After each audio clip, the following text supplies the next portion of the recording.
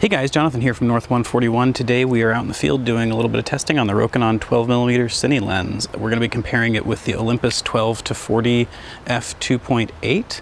And as you can see, it's typically poor weather here in Southern California, so we'll be shooting these guys both open wide with a variable ND filter on them and stop down. We'll also go ahead and do some stills with these guys open wide without an ND filter, so we can, we don't have any color rendition issues.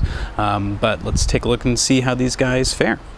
All right, for our first test, we've got the Olympus, and since both these lenses have hard infinity stops, we went ahead and set it at infinity and f11. All right, and for our second one, we've got the Rokinon. It is set at about T10 and also just focused all the way at infinity. Alright, so here we've got the Rokinon set at T10 again, and we're going to try rack focusing from foreground to background.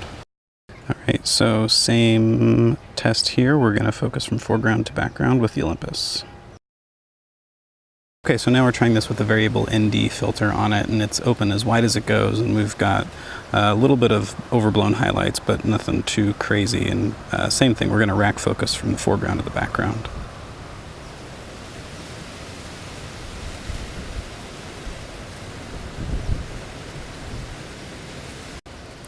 Alright, so now we've got the Rokinon on there with a variable ND filter, and we're going to do the same thing, rack from foreground to background.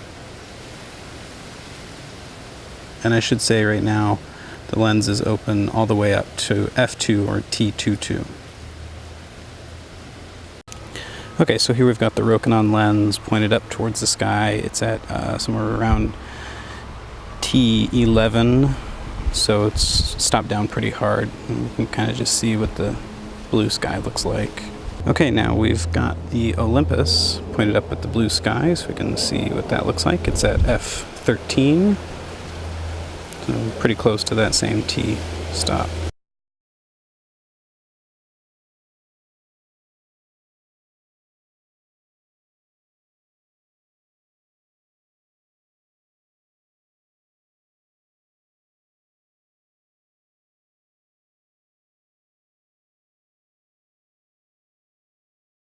Well, as interesting as those tests are, I think really looking at this thing in the daylight in the middle of the day against another lens stop down, it's really not going to be a huge comparison. So I think we'll come back a little bit later and shoot this in the dark, which is part of the big purpose of getting the f2 T2.2 lens. So we're going to put this off for a little bit, and we'll see how the results are so far back in the office, and we'll come back when it's dark.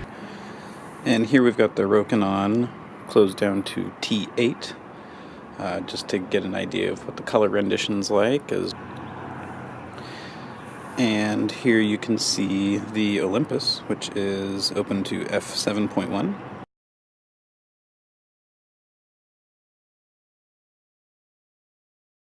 The sun just went down, and we can see what the color rendition and the buildings look like. Well, here we are, the sun's gone down. I've changed clothes, it's a different day, so I think that means that it's probably time to call it good out in the field for comparing these two guys. Let's go back into the office and take a look at what this footage looks like.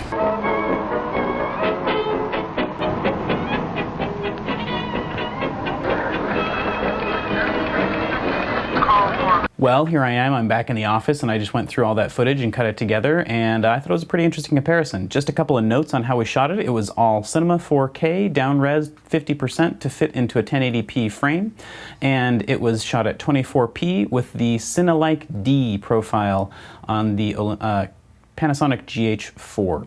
I just wanted to talk about a couple of weird things that I noticed. The first one was the body didn't move in between any of those shots. It looked like the Rokinon actually shifted upwards. It didn't look like it was any wider necessarily, maybe just a hair, but the Rokinon shifted upwards over the Olympus, even though the body didn't move at all. So that was kind of weird. Also, both lenses seemed to have some softness at infinity. Clearly we were just shooting, like relatively close. We weren't shooting really wide landscapes, so maybe on a wide landscape that would not be an issue, but I just thought that was an interesting thing as well. And finally, there's the obvious color differences between them. The Olympus is a little bit cooler, clearly, and the Rokinon has a little bit warmer color as well as more color shifts. It looked like it kind of introduced some different warmer yellows and greens over the blue tone that was the general of the Olympus. So, you know, bottom line is it's really nice build quality. It's already set up for a follow focus. The T markings are on the sides, so if you have a focus puller, it's really ideal. And it's a cool lens. It's a good size, and it's pretty affordable. So if you're looking for a good wide angle lens, I'd recommend it. It's a really nice lens. And clearly it's sharp, so yeah, there you go. Also, if you haven't seen it, we put together a really ridiculous art film just to play with it, because it's a cinema lens and you make art with cinema things. So if you want to watch that, check it out right here. And I hope that was helpful. If you like us, subscribe, and we'll see you next time. Thanks.